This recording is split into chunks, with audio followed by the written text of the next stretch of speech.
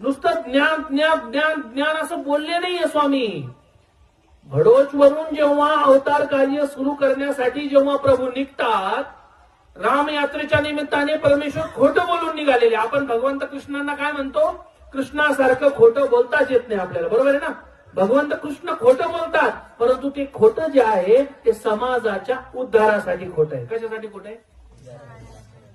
म्हणजे स्वतःच्या फायद्यासाठी खोटं बोलत, परंतु समाजाचा उद्धार ज्याच्यात, जीवांचा उद्धार ज्याच्यामध्ये असेल तिथे परमेश्वर खोटं सुद्धा बोलत आहे. चक्रधर स्वामींनी श्रीकृष्ण चक्रवर्तींचा तो गुण घेतलेला आहे. आई वडील आपल्या मुलाला जाऊ देतात का घराच्या बाहेर? सांगा, तुम्ही जाऊ देतात का? तो तर राजपुत्र आहे हरिपाळ देव, तरी सुद्धा परमेश्वर निघतात. कशासाठी निघतात? बाईसा वाट पाहत आहे, भट्टोबास वाट पाहतात, आपण सगळे वाट पाहतोय. जर परमेश्वर भरोस सोडलंच नसतं, आपला योग परमेश्वराशी आला असता का बंधूंनो?